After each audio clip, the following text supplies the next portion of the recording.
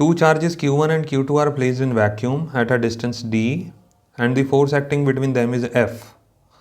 If a medium of dielectric constant K is introduced, the force now will be. Fill up है ये.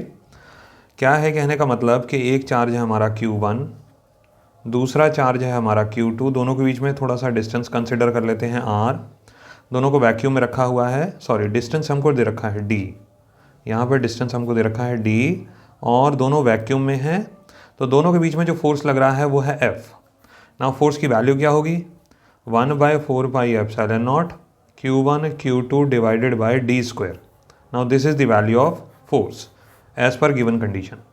उसके बाद वो बोलता है if a medium of dielectric constant K is introduced the force will be. अब सुनिए ज़रा, इसके लिए छोटा सा एग्जांपल पहले लो कि दो चार्जेस हैं, अगर उनको एयर में रखा है ना, एयर में, इन दोनों के बीच में थोड़ा सा डिस्टेंस हमने R लिया. ये एक इलस्ट्रेशन है, इससे आप काफ़ी कुछ चीज़ें समझ जाओगे. दोनों के बीच में एक डिस्टेंस हमने ले लिया R, दोनों के बीच में फोर्स की वैल्यू लग रही है 10 न्यूटन सपोज करिए. अब पूरे सिस्टम को उठा करके ना, पहले हमने कहाँ रखा हुआ था? एयर में. अब हमने उस पूरे सिस्टम को उठा के कहाँ रख दिया? वाटर में. पानी में रख दिया ना तो फोर्स की वैल्यू रिड्यूस हो जाएगी.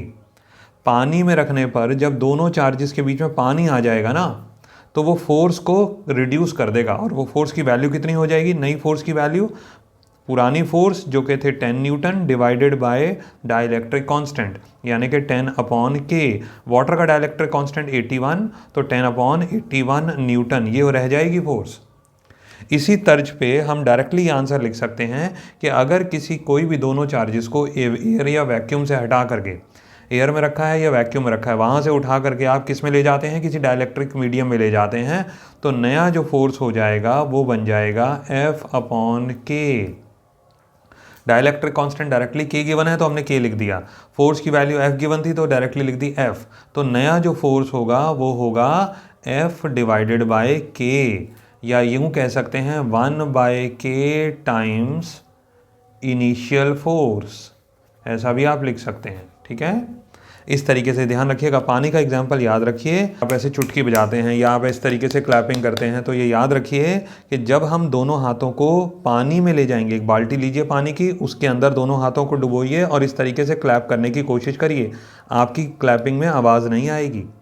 समझने की बात यह है क्योंकि दोनों हाथों के बीच में पानी आ गया. पानी आ जाता है ना तो दोनों हाथ एक दूसरे के ऊपर फोर्स नहीं लगा पाते. सिमिलर केस होता है चार्जेस के साथ. ठीक है, ये याद रखिए इस एग्जाम्पल को. उसी तर्ज पे ये आंसर देने की कोशिश करिए. अगर डाइलेक्ट्रिक कांस्टेंट 6 है तो 1/6 हो जाएगी. अगर डाइलेक्ट्रिक कांस्टेंट 81 है तो 1/81 हो जाएगी फोर्स. ठीक है, एक्चुअल पॉइंट है ये है कि force will get reduced, force will get reduced.